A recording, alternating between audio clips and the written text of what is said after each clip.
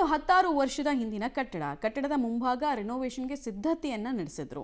7 ಅಂತಸ್ತಿನ ಕಟ್ಟಡದ ಮುಂಭಾಗ ಕಟ್ಟಿದ ಸಾರ್ವೆ ಮರಗಳು ಕುಸಿದಂತಹ ಪರಿಣಾಮ ಓರ್ವ ಕಾರ್ಮಿಕ ಮೃತನಾದರೆ ದಂಪತಿ ಗಾಯಗೊಂಡು ಆಸ್ಪತ್ರೆ ಪಾಲಾಗಿದ್ದಾರೆ. ಡೀಟೇಲ್ಸ್ ಇದೆ ನೋಡೋಣ.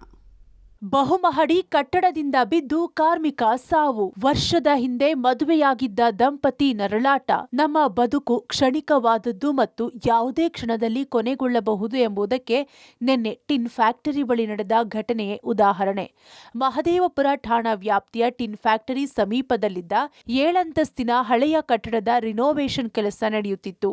ಈ ಕೆಲಸ ಮಾಡಲು ಸಾರ್ವೆ ಮರಗಳನ್ನ ಕಟ್ಟಿ ಕಾರ್ಮಿಕ ಕೆಲಸ ಮಾಡ್ತಿದ್ದನು. ಈ ವೇಳೆ ಆತನ ಹಣೆ ಬರಹ ಸರಿ ಇರ್ಲಿಲ್ವೇನೋ, ದಿಢೀರ್ ಕುಸಿದು ಬಿದ್ದಿದೆ.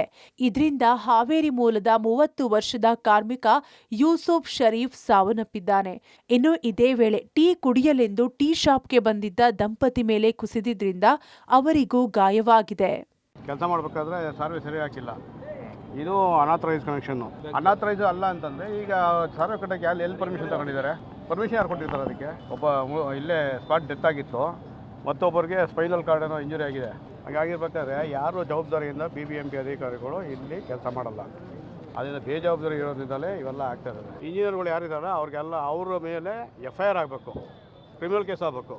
ಕ್ರಿಮಿನಲ್ ಕೇಸ್ ಆಗಿ ಅವ್ರ ಮೇಲೆ ಸರಿಯಾದ ಕಾನೂನು ಕ್ರಮ ತಗೊಂಡ್ರೆ ಮುಂದಿನ ದಿನಗಳಲ್ಲಿ ಇಂಥ ಅನಾಹುತ ಆಗೋದಿಲ್ಲ. ಕಟ್ಟಡದ ಮಾಲೀಕರು ಅಬ್ದುಲ್ ವಾಜಿದ್ ಕಟ್ಟಡ ರಿನೋವೇಷನ್ಗೆ ಸಂಬಂಧಪಟ್ಟ ಇಲಾಖೆಯಿಂದ ಯಾವುದೇ ಅಧಿಕೃತ ಅನುಮತಿ ಪಡೆದು ರಿನೋವೇಷನ್ ಮಾಡ್ತಿಲ್ಲ. ಕಟ್ಟಡ ಮುಂಭಾಗ ಅನಧಿಕೃತ ಟೀ ಶಾಪ್ ಸೇರಿದಂತೆ ವಾಣಿಜ್ಯ ಉದ್ದೇಶದಿಂದ ಅಂಗಡಿಗಳ ನಿರ್ಮಾಣ ಮಾಡಿದ್ದಾರೆ ಎಂದು ಆರೋಪ ಕೇಳಿಬಂದಿದೆ.